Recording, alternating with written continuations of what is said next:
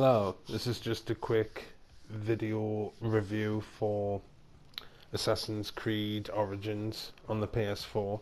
I just got it when it came out today. I had it pre-ordered, and I think it's good. Basically, top and bottom of it, I think it's really good. They've changed it in a lot of ways, and there's a lot of familiarities there. Can't even say it. From the old titles, so you get to see a lot of older stuff, which will be familiar to you. So you know it's not totally different. They haven't totally changed it, but it is changed a little bit.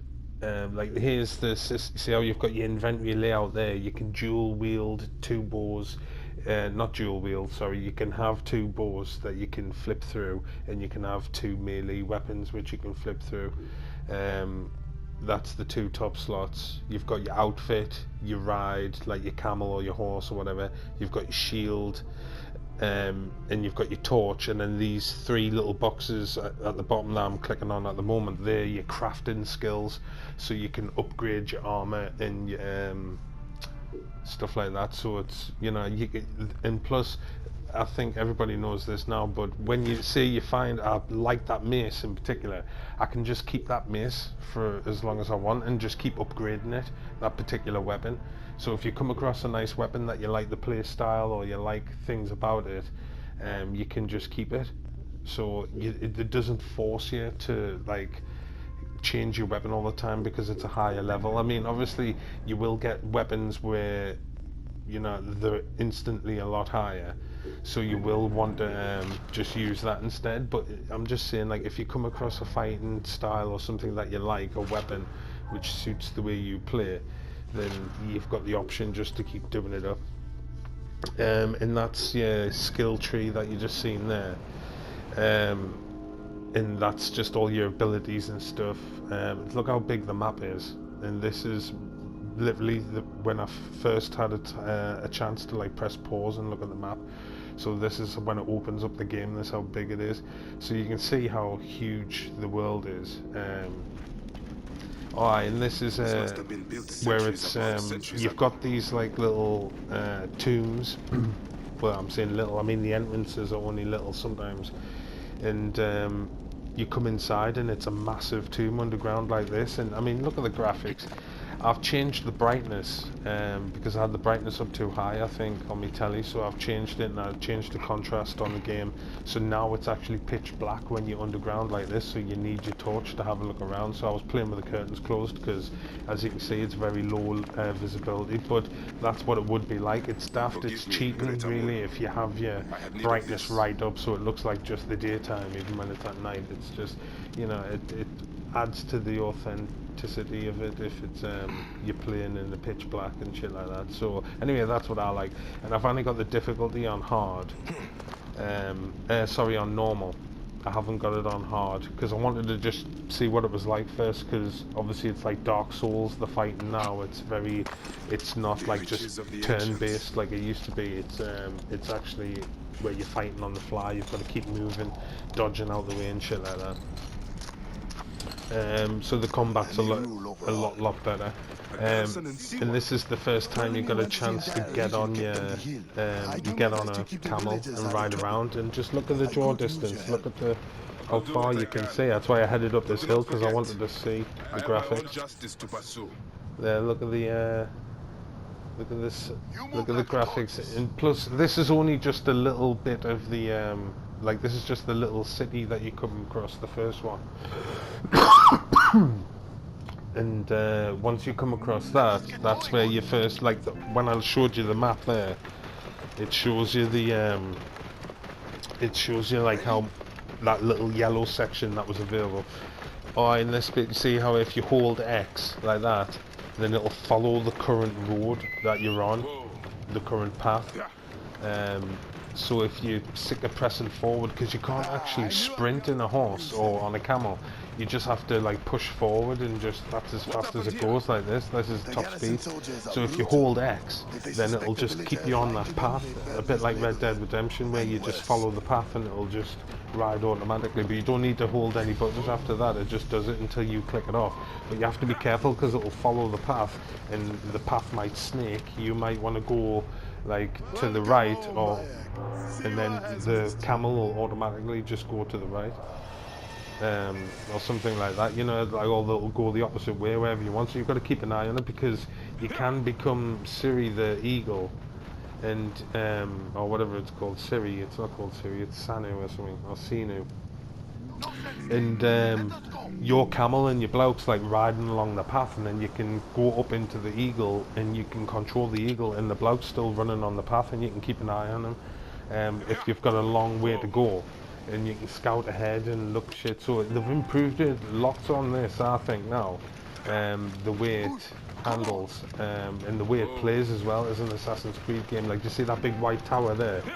That big white tower, you can still climb up it and synchronize the area.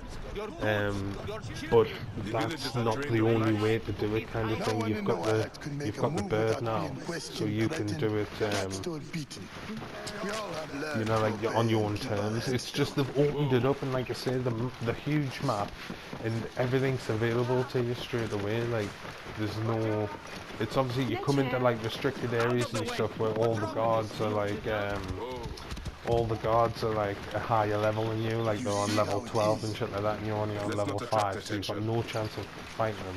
Because literally you could come in, you could stealth attack him, and then you could give him your best combo, and his health will go down about 3 millimeters, and then he'll hit you once and take your whole health off. It's just, it's like Dark Souls in that respect. It doesn't, takes no prisoners, and you know, it's just, I like the story modes. There's lots of secondary quests as well. I mean, the story mode's okay. Like this is a story mode that I'm doing now. There, to see how I'm going the wrong way by accident, just because it's following that path. You have to keep it on the right path. But the story modes are good. I think I heard on a different video that there's about 20 hours of story mode. You know what I mean? So you get plenty of story mode to play, but there's even more. There's even more like secondary missions and quests and shit, so that helps you level up anyway. That helps you get past guards and stuff, because obviously, like, we used to do it on Batman, me and my friend, where you'd, instead of cracking on with the story missions, just fly up and glide around the city and just do all the henchmen in on the map. And it's only if you go inside a building and you come back out again and they'll reset, and like you have to do it all again. But if you don't go inside any buildings, you can clear the whole city of people, and just fighting people builds up your combos and your XP and that, and it's the same on this. So if you just spend more time going around clearing out the camps, doing all the side quests basically, and that will help you. Because you might get a story mission, like the first story mission you get is a recommended level 5, and I was only on to level 2 by the time I got this mission, and I'm doing the first mission it gave you. It's not like I'm like being pissing about or anything. I'm just doing it as it's telling you. It's like walking you through it. And the first mission you get's a level 5, so it's asking you to go around the map and just level up first before you attempt the mission. So like I say, I like it. They've changed it, but they've kept it the same, if that makes sense. Like, they've changed a lot of things about it. Some of the fundamental things, like they've changed the graphics and they've changed the gameplay, like the fighting, but they've kept a lot of it the same. Like the parkour kind of shit where you're running up the walls and that, and now it's a lot more fluid, and you can hang on to a lot more places. You know, like you can run up sheer cliffs because there's tiny little grooves and stuff in it, and he still grabs on. It's not. It's like a bit more forgiving in that sense. It doesn't like where you're just scrambling up like a smooth wall and then he falls back down again. He just scrambles up and falls back down. Now he'll like jump quite far and grab onto the nearest thing, or if it's like a rock face or like a cliff face, then all the little grooves, it's like real life, he's grabbing onto things, like really. This is just the tutorial at the beginning. This is just getting you used to you both. But like I say, it's enjoyable. If you've played the first or any of the Assassin's Creed games, then I think you'll like it. And then for some reason you've never ever played an Assassin's Creed game, and you've thought, oh, I'll just give this one a try, then I think you'll like it, because like I say, even though the combat and that's a bit different, it introduces you into playing it like smoothly, and the higher you're in the deep end like this, but it's just, this is the best way to get you used to the way it is, because these guards are only on level 2 or something, so they're not that hard. So you can stealth them and that. But like I say, if you come across guards that are on level 10 or something, you'll try and stealth him, and it'll take just like a little quarter of his health off, and then he's activated, and he starts shouting for help, and he starts, you know, like, so you've got to like plan your attacks and make sure.